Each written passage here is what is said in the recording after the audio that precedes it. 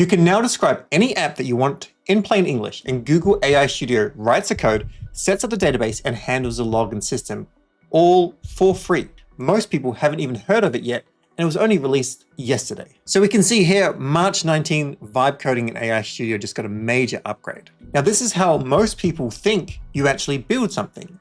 You hire a developer and they have a design team, and then building that app requires years of coding experience. It's very, very expensive or complicated, and the no-code tools, they just still have a very, very steep learning curve. So now the idea that a complete beginner could actually spin up a fully functional AI-powered application in 1 hour or less, it feels like a stretch. So let me actually show you in this tutorial how you can actually do this. So we're here at this tweet, and we're just gonna go right-click and just open up this tab, and we'll go straight there. The domain is just aistudio.google.com. You have to acknowledge here. I would skip this, of course, and we go and continue. If you're new, you're not going to know about this, and that's fine.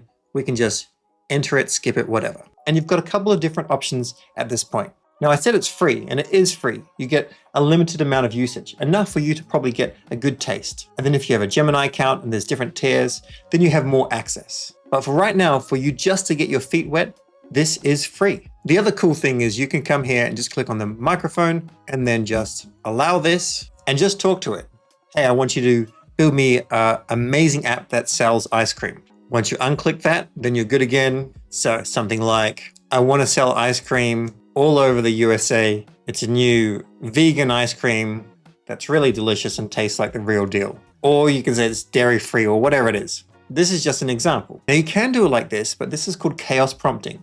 Instead, you probably have access to Gemini yourself or ChatGPT or Claude. And it's best if we plan there and then put that into this for what we want to build. So I've pulled open Claude, it's set to Opus 4.6, you might be on the free version, you're still going to get very, very good results. Now I use Whisper Flow, and I'm just going to hold down a key and use that, and I'll show you that in another video. It's very, very simple. I'm a mushroom farmer and I want to sell mushrooms.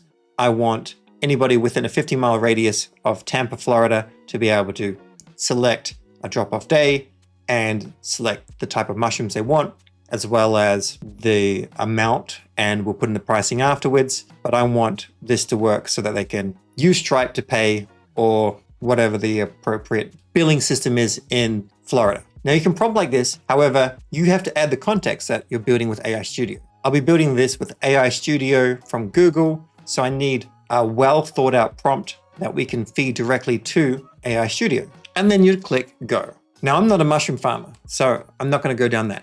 But what I'm going to be doing is building an AI calendar that marks when all the releases are happening, because it's so hard to keep up to date. So I've already created the prompt here.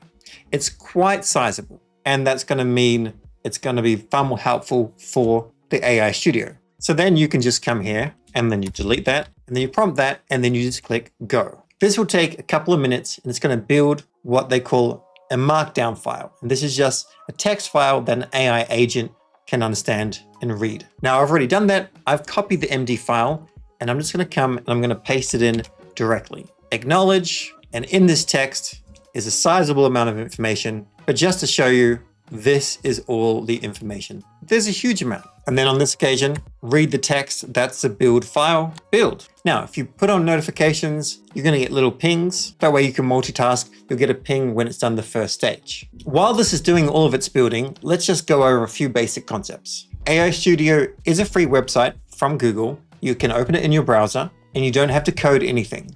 You don't have to download anything. You don't have to install anything. All you need is a Google account and a browser. This, of course, is called vibe coding. I'm pretty sure you've heard of it, but you get a vibe, you prompt. The AI then reads this, it figures out the code, and it builds a whole thing. Pretty early on, you may need something called a database. Like now, it says store data from your app using Firebase. We'll enable. Now the AI doing the actual work, it's called Google Anti-Gravity. And in terms of the agent models, it's using Gemini and Claude and GPT-OSS. And if you have a paid tier, then you get more usage. However, we don't know how much usage, but on the free tier, this is enough for you to get started. So if your app needs to save data, which it's highly likely, it will set up something called Firebase. And Firebase is Google's backend service. And Firebase is cool because pretty much everybody has some sort of Google account, like a Google team account, or maybe just a Gmail address, and they can connect and authenticate to whatever app you're building, and then that just uniquely works beautifully with Firebase. And something like what we're creating requires APIs and it requires passwords. A lot of the APIs and passwords, they're probably free and it'll be able to go and find them. But as you scale up and get something a little bit better, like I mentioned, you cannot one-shot this. You may have to get APIs yourself. And then AI Studio has a secrets manager and it secures them. Otherwise, a lot of vibe coding software platforms just leak these things to the world. So AI Studio is keeping your credentials safe. Now, as you're new to this, you probably don't even realize, but this is being built in the cloud. It's not actually using the resources of your computer. Everything's being built in the cloud. So if your computer turns off, if you disconnect from the internet, this will still keep on building. And because it's happening in the browser, you could connect with another computer, log in with your Google account, and then you would see it's still being built. So this is our first version. We have right down here, one error running the code. So let's click fix. Now, the really cool thing about this is it saves a massive amount of time. If you're a developer, you are using this. Even if you don't want to use it, you have to use it in order to stay competitive. You cannot code anywhere near the speed. And it's also a well-known fact now that you can't even review the code fast enough. You just keep on shipping, and then you probably do some audits with some other AI tools. And then when things get really, really messy, you get in and fix it. So here is our first preview. There's no AI news here, unfortunately. I've got what I assume is light mode, which is nice. Got a timeline.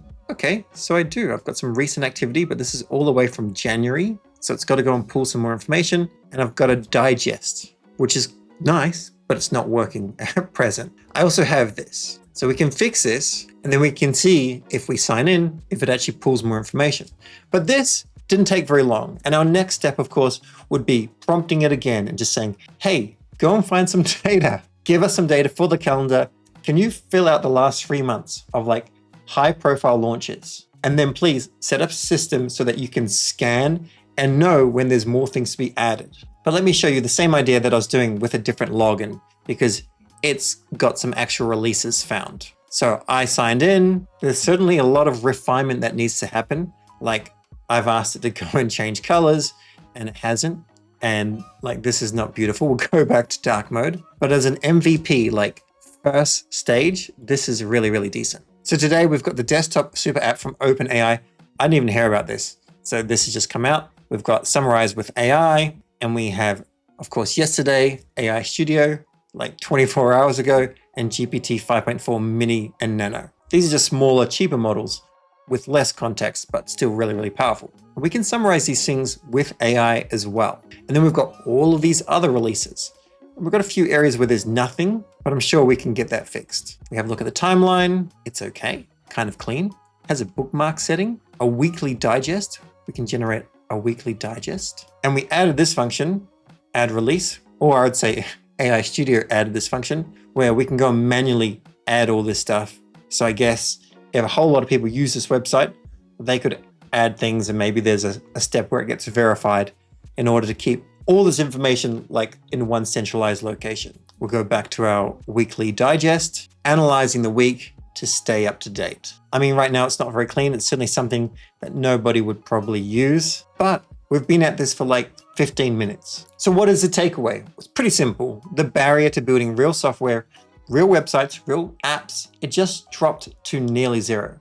If you've got an app idea, I'm sure you do, and a Google account, I'm sure you do, then you've basically got everything you need to get started today. This tutorial is just to whet your appetite, to get you into it. But we're creating a full-on video where we're actually going to create an entire app. So like, subscribe so you don't miss that, and I'll catch you in the next one.